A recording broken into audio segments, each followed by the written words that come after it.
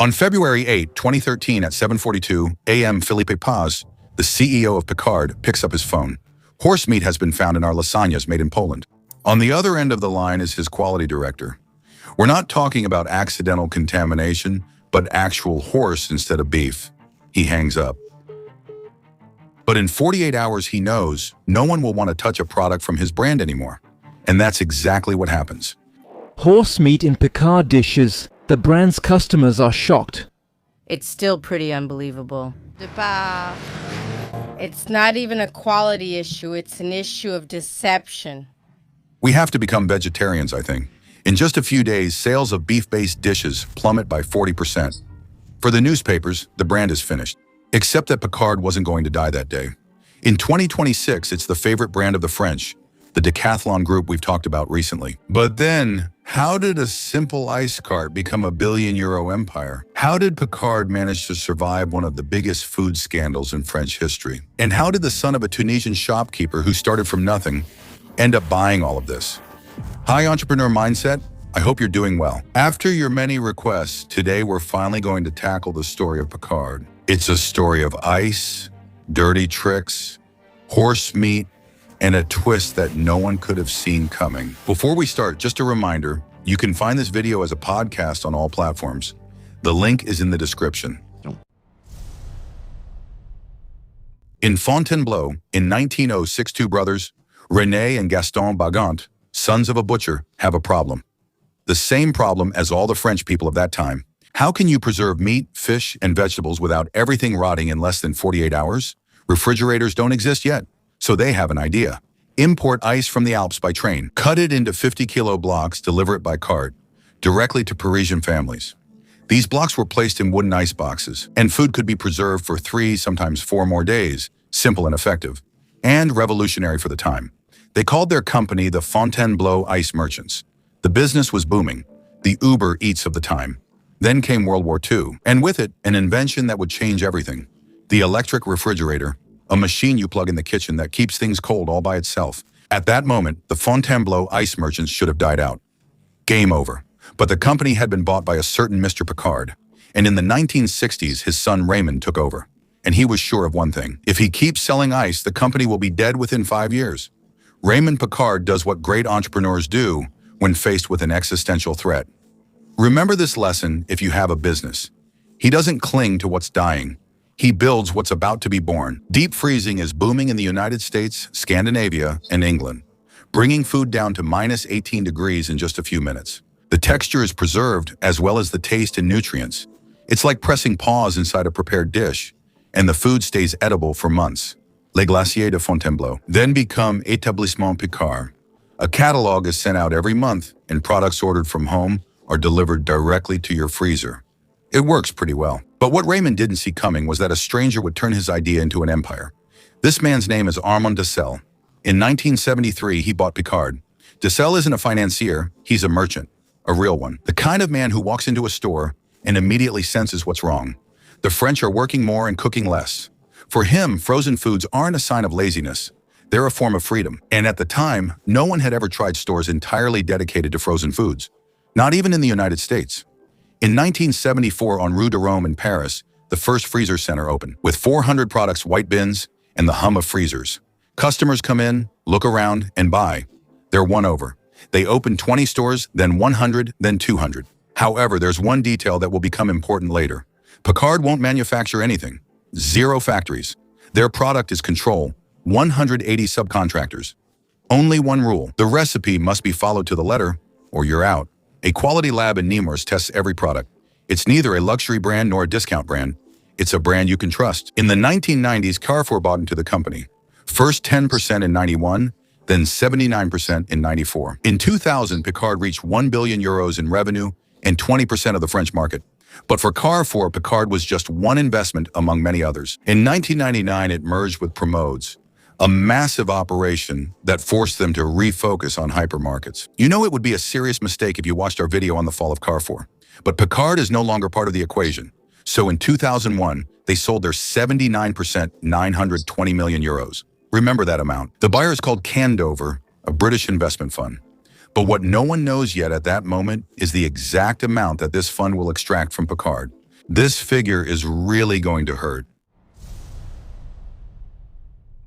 Candover buys Picard. On paper, it's a normal transaction, a big company changing hands. Except that Candover doesn't have 920 million euros. Suppose you want to buy the best restaurant in Paris for 1 million, but only have 200,000 euros. You borrow the other 800,000 euros, but under the restaurant's name, not yours. The restaurant pays off its debt with its earnings. You keep the profit when you sell, and if things go badly, only the restaurant fails, not you. That's exactly what Candover just did with Picard. Except in this case, the restaurant is 900 stores and 10,000 employees. That's what's called an LBO, a leveraged buyout, a buyout through debt. And Picard is an ideal target. It's profitable, generates cash, and has a strong brand. Perfect for paying back a debt that you can't pay back yourself. And that's what Picard will do for 3 years, pay back the debt. Meanwhile, Candover cashes in and waits for the right moment to sell. And in 2004, a second fund enters the scene, BC Partners. They buy Picard for 1.3 billion euros. Candover walks away with a 380 million euro profit in 3 years, without having made a single product. And with an initial investment of 200 million, BC Partners takes over. In the stores, nothing really changes. The employees fill the bins, the customers wait in line. The money, on the other hand, keeps flowing back to London.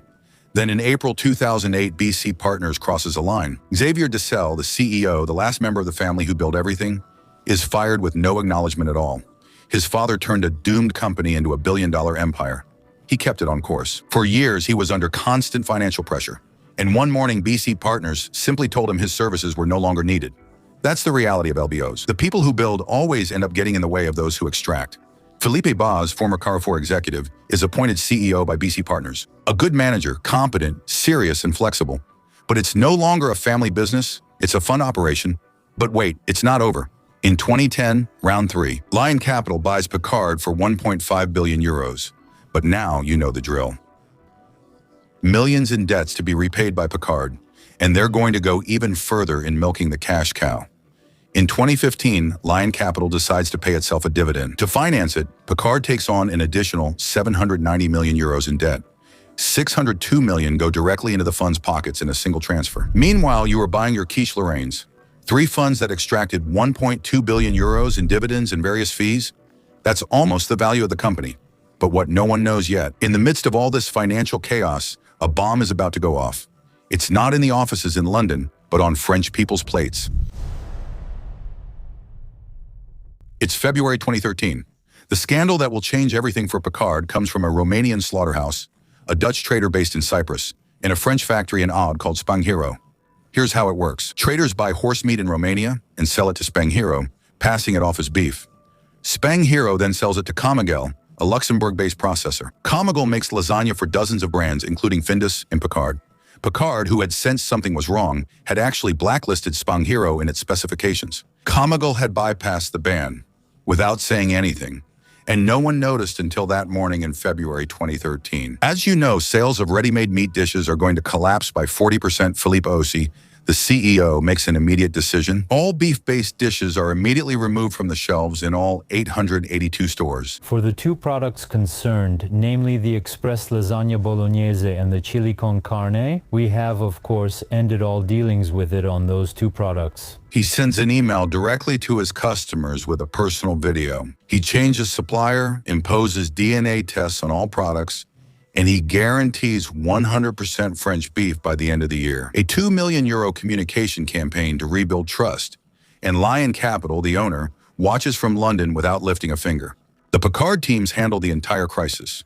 A year later, sales go back up and customers return. But it wasn't Lion Capital that saved Picard, it was actually Picard that saved itself, despite Lion Capital. And that's important to understand what happens next, because in 2019, someone is going to look at Picard differently. Not as a cash cow this time, but rather as a company that has been held back for 20 years. His name is Moez-Alexand Zouhari. He was born in 1971, and he is the son and grandson of Tunisian merchants. In high school, he meets Soraya. They get married, and together they open their first Franprix in Ménilmontant in 1998. They buy failing businesses, turn them around, and acquire the real estate. By 2020, they have 400 stores and a fortune of 800 million euros without ever doing a single leveraged buyout, without ever putting a company into debt to pay themselves along the way. It's exactly the opposite of everything Picard went through for 20 years. At the end of 2019, Zouhari bought 44.5% of Picard for 158 million euros. He says Picard was a childhood dream. For the first time since 2001, a real retailer takes a stake. And then he does something that none of the three funds had done in 20 years. He invests. He appoints a real CEO. And together they launch a complete transformation plan. There's the first loyalty program in Picard's history. 2.5 million new customers in 3 years. Home delivery is launched all over France. About 100 new stores are open. Revenue increases by 20% in 3 years.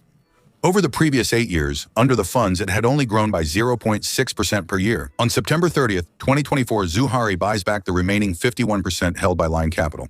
The exact amount is confidential. The valuation is estimated between 2 and 2.5 billion euros.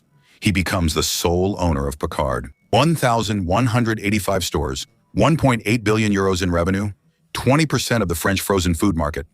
For the first time in 20 years, Picard no longer belongs to a fund. It belongs to someone who has an interest in the company's longevity. And in 2026, the verdict is in.